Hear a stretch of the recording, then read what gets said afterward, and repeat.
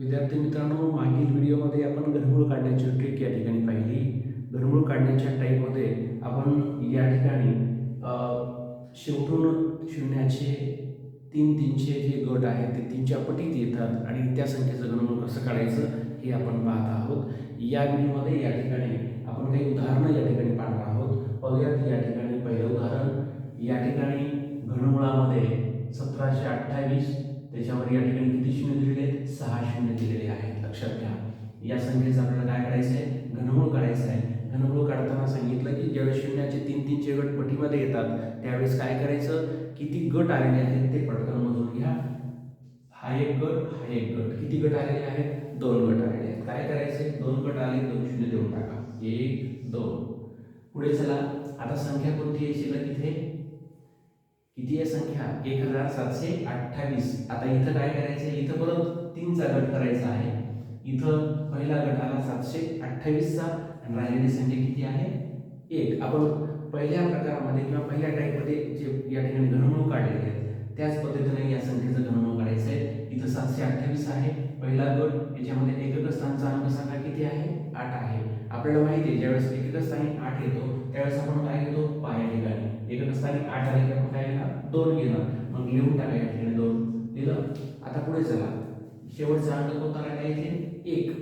1 1 ही संख्या कोणत्या संख्येचा गण आहे?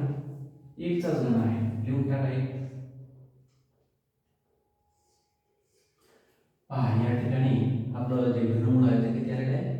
1200 हे घनमूळ आलेलं आहे. पुढे जाऊया. त्या ठिकाणी या संख्येमध्ये परत 3चे गट तयार करा शून्यांचे. नंतर राहिलेल्या संख्येचे पण 3चे शेवटून 3चे गट तयार करत जायचे आहे. या ठिकाणी लक्षात घ्या. इथं या ठिकाणी इथे गट, इथे गट, इथे गट. शून्याचे 3 गट आले म्हणजे 3 शून्य देऊन टाकले आपण.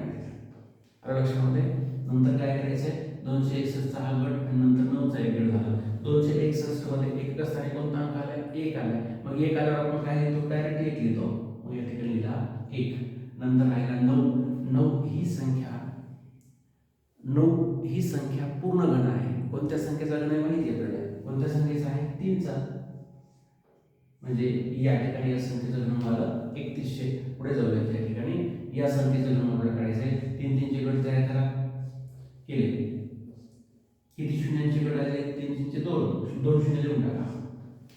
किती शून्य दिले? 2. पुढे काय केलं आपण? इथं 653 आहे. एकक स्थानी कोणता अंक आला? 3. ज्यावेळेस 3 अंक आहेत त्यावेळेस आपण डायरेक्ट काय लिहितो? 7 लिहून टाका या ठिकाणी 7.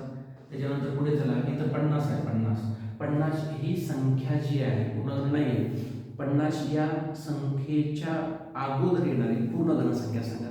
50च्या अगोदर येणारी पूर्ण घनसंख्या कोणती आहे? इथं पाय आहे. 50च्या अगोदर किती येते? 27. आणि 27 घनमूळ काय आहे? 3 आहे. आले की नाही या ठिकाणी? किती आलं होतं? 3700. अशा पद्धतीनं आपण सेकंदामध्ये घनमूळ या ठिकाणी काढू शकतो. घनमुळातला टाईप जो आपण बघितला या व्हिडिओमध्ये आणि मागील व्हिडिओमध्ये, शून्यांचे गट ज्यावेळेस 3च्या पटीमध्ये येतात त्यावेळेस त्या संख्येचं घनमूळ कशा पद्धतीनं काढायचं हे आपण शिकलो. पुढील व्हिडिओमध्ये आपण पाहणार आहोत जर दशांश अपूर्णांक आला असेल तर त्याचं घन कशा पद्धतीनं काढायचं आहे. तोपर्यंत पाहत राहा स्मार्ट जीनियस मॅथ चॅनल. भेटूयात पुढील व्हिडिओमध्ये लगेचच. थँक्यू. धन्यवाद.